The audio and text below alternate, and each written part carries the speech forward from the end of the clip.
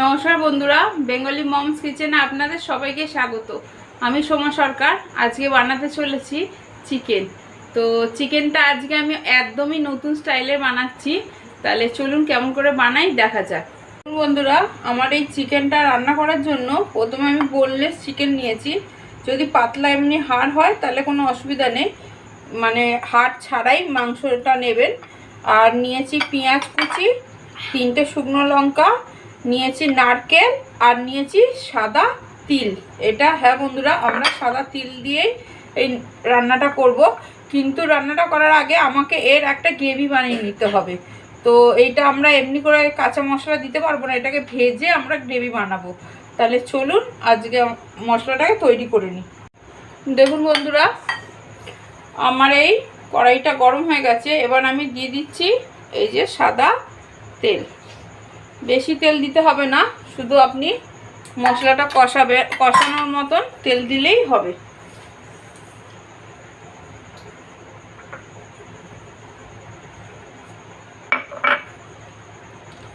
তেলটা আমার গরম হয়ে গেছে। এবার আমি দিয়ে দেবো কুচানো এই পেঁয়াজটা।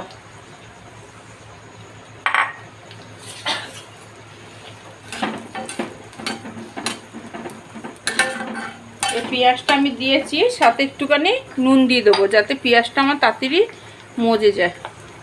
দেখুন আমি নুন দিয়ে দিলাম।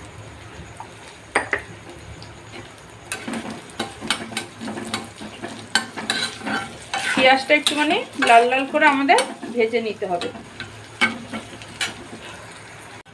দেখুন বন্ধুরা, এই যে পেঁয়াজটা আমার লাল লাল দেখুন ভাজা ভাজা হয়ে গেছে। এবার না আমি এতে সাদা তিলটা দেবো, আর শুকনো লঙ্কাটা আমি এই পিস পিস করে কেটে নিয়েছি। এই রান্নাটা কিন্তু আমাদের তিলেরই রান্নাটা হবে। তিলটাকে কিন্তু পোড়াবেন না, সাদাই থাকবে কিন্তু একটু ভাজা হয়ে যাবে। আর সাথে আমি শুকনো লঙ্কাটাকে তো দিয়ে দিয়েছি, এটা নাড়াতে চাড়াতে এটা ভাজা হয়ে যাবে। আর আমি সাথে দিয়ে দিচ্ছি এই দেখুন নারকেল কুচিটা। এই রান্নাটা এই গ্রেভির উপরেই হবে, আমাদের আর কিচ্ছু লাগবে না, শুধু নুন দিলেই হবে। আমরা হলুদও রান্নায় ব্যবহার করব না। আমি একটু ভাজা ভাজা করব, পোড়াবো না। আমি পেঁয়াজ ওর জন্য আগেই ভেজে নিয়েছি। তিলটা দিয়ে আর নারকেল আর শুকনো লঙ্কাটা দিয়ে এবার নাড়াচাড়া করব। শুকনো লঙ্কাটা আমি আপনারা আগেও দিতে পারেন, আমি এখন দিলাম, কোনো ব্যাপার নেই। একটু ভাজা ভাজা করছি, আমি গ্যাসটা আস্তেই রাখছি, বেশি জোরে করছি না, কেন তিলটা পুড়ে যেতে পারে। এই রান্নাটা কিন্তু সাদা তিলে হবে।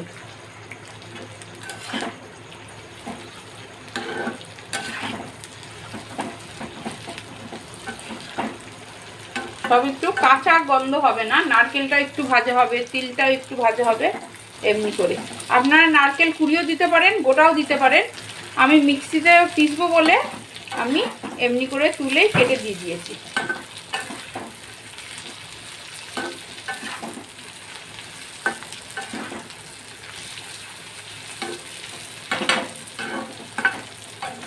দেখুন আমি কিন্তু বেশি পোড়াবো না। এবার আমি গ্যাসটা বন্ধ করে দেবো, কেন এর চেয়ে বেশি ভাজতে গেলে তিলটা আমার পুড়ে যাবে। আমি গ্যাসটা বন্ধ করে দিলাম। এবার আমি মিক্সির জারে এগুলো ঢেলে নেব। দেখুন বন্ধুরা, আমি এই যে মিক্সির জারে সব মশলাগুলো তুলে নিলাম।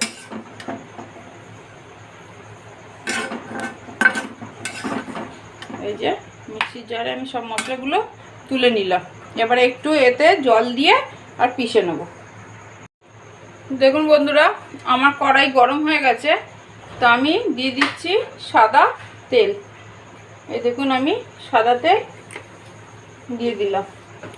তেলটা একটুখানি গরম হবে, তো আমি দেবো এই যে পিষে নিয়েছি আমি মশলাটা। দেখুন আমি এই মশলাটা আমি দিয়ে দিলাম। এই মশলাটা দিয়ে নাড়তে হবে। এতে আমি হলুদ দেবো না, এতে হলুদ যাবে না, শুধু এই মশলাটা দিয়ে নাড়তে হবে।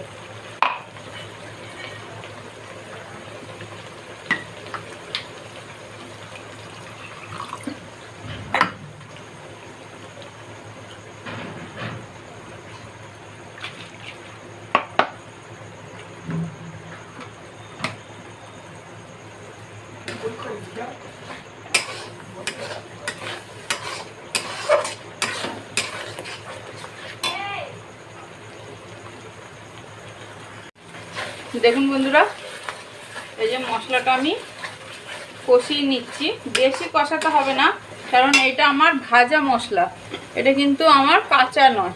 তো অত না ভাজলেও চলবে। এর একটু তেলটা দেখুন একটা সুন্দর গন্ধ আসে, এই গন্ধটা আসা অবধি একটু নেড়ে নিলে এবার আমি এই যে চিকেনটা যে রেখেছি ধুয়ে সেটা দিয়ে দেবো।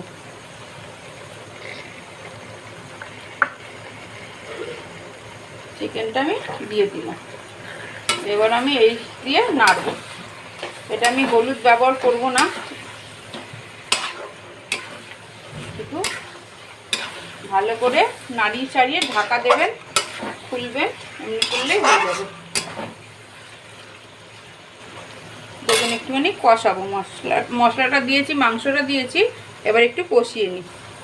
দেখুন বন্ধুরা, এই যে এটাকে ভালো করে কষিয়ে নিতে হবে। এই যে আমি ওই জন্যই বলেছিলাম বোনলেস চিকেন নিতে।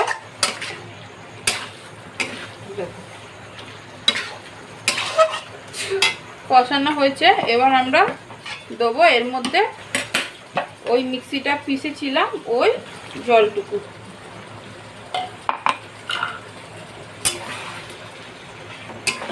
আপনারা চাইলে এর মধ্যে গোলমরিচের গুঁড়ো ব্যবহার করতে পারেন। আর শুকনো লঙ্কা দিয়েছেন তো এতে বেশি ঝাল হয় না, তো আমি কিছু দিচ্ছি না, শুধু শুকনো লঙ্কা বাটাটাই দিলাম। দেখুন বন্ধুরা, এই যে ভালো করে ওই জল দিয়ে নাড়িয়ে ছাড়িয়ে এবার আমাদের কি করতে হবে না, এটাকে আমরা ঢাকা দিয়ে দেবো। মশলায় কিন্তু আমি নুন দিয়েছিলাম, আর পরে একটু নুন দিয়েছি, পরে হওয়ার পরে একটু দেখবেন যে লাগবে কি না। এখন আমাদের নুন লাগবে না, তো আমি কি করছি ঢাকা দিয়ে দিচ্ছি। খুলবো আবার 10 মিনিট পর, আর গ্যাসের আঁচটাও আমি কমিয়ে দিলাম। দেখুন বন্ধুরা, আমি এই 15-20 মিনিট পরে ঢাকনাটা খুলেছি। এই দেখুন আমাদের মাংসটা আমি কিন্তু আস্তে করে দিয়ে রেখেছিলাম, তো মাংসটাকে এটা আমি হতে দিয়েছিলাম। দেখুন এমনি হয়েছে। আর একটুখানি ঝোলটা কমিয়ে নিলেই মনে ভালো হয়, কেন আমরা তো রুটির সাথে খাবো, তো অনেকে ঝোল পছন্দ করে, তাহলে আর একটু ফুটিয়ে নিলেই হয়ে যাবে। তো আমি আর একটু মানে গ্যাসটা জোরে করে দিই, জোরে করে একটু বানিয়ে নেবো, ফুটিয়ে নিয়ে, কেন কষা কষা বানাবো আমি, কেন আমার রুটির সাথে খাওয়া হবে, তাই আমি ওর জন্য আর একটু ঢাকা দিয়ে দিলাম। দেখুন বন্ধুরা, আমি এই 10 মিনিট পর আবার ঢাকনা খুললাম। দেখুন আমাদের ঝোলটা একবারেই মজে গেছে, আর এই যে তেলটা উপরে চলে এসছে। তো এবার এইটা কিন্তু একদম রেডি নামিয়ে নেওয়ার জন্য। দেখুন এবার আমি গ্যাসটা বন্ধ করে দিলাম, পরিবেশনের জন্য রেডি। দেখুন বন্ধুরা, এই রেসিপিটা আমার পুরো রেডি। এই দেখুন সুন্দর হয়েছে না? এটা কিন্তু স্বাদে গন্ধে অতুলনীয়।